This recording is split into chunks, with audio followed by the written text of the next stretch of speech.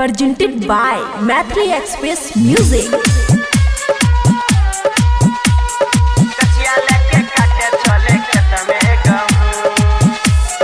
खुशी recording studio Balwaha. कान खोल के है गे मौगी बात के सुन, कचिया लेके काटे चले खेत में गहूँ। हमरा बात पर किया खौले छौ तो हर खून, कचिया लेके काटे चले खेत में गहूँ। कान खोल के है गे मौगी बात के सुन, कचिया लेके काटे चले खेत में गहूँ। डीजे विकास, डीजे विकास, डीजे विकास। मटियार कला सीतामढ़ी, मटियार कला सीतामढ़ी। कचिया लेके काटे चले खेत में गहूँ। हे गे मोगिया सुनना, बैठल बैठल के खाइले देतो तोरा खाना, कमाई के नहीं धोइर दलको मौगी तोहर नाना। बैठल बैठल के खाइले देतो तोरा खाना, कमाई के नहीं धोइर दलको मौगी तोहर नाना। सुतल सुतल नहीं मिलतो रोटियो पनून, हमरा संगे काटे चले खेत में गहूँ। हमरा बात पर किया खौले छौ तो हर खून, हमरा संगे काटे चले खेत में गहूँ। कान खोल के है गे मौगी बात के सुन, कचिया लेके काटे चले खेत में गहूँ। डीजे विकास, डीजे विकास।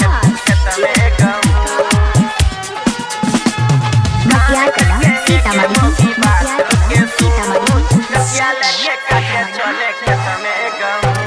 नाइटी खोल के सड़िया पेन्हे दाबे नहीं दोगा, 100 गे उभे पड़तो माथा पर बोझा।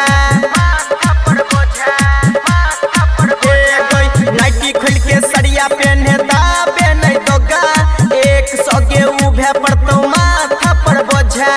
काम के नाम पर लग जाई छौ गे घून, हमरा संगे काटे चले खेत में गहूँ। हमरा बात पर किया खौले छौ तो हर खून, कचिया लेके काटे चले खेत में गहूँ।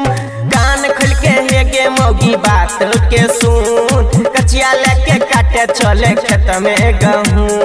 डीजे विकास, डीजे विकास। मटियार कला सीतामढ़ी, मटियार कला सीतामढ़ी। राइटर रमकेश करै छै खेताबा में लुगी, आधा गेहूं काट देलकै मर्दाबा और मौगी। राइटर रमकेश करै छै खेताबा में लुगी, आधा गेहूं काट देलकै मर्दाबा और मौगी। सब जोना गेहूं काटे पूरा या न धून, हमरा संगे काटे चले खेत में गहूँ। हमरा बात पर किया खौले छौ तो हर खून, कचिया लेके काटे चले खेत में गहूँ। कान खोल के है गे मौगी बात के सुन, कचिया लेके काटे चले खेत में गहूँ। खुशी रिकॉर्डिंग स्टूडियो बलवाहा।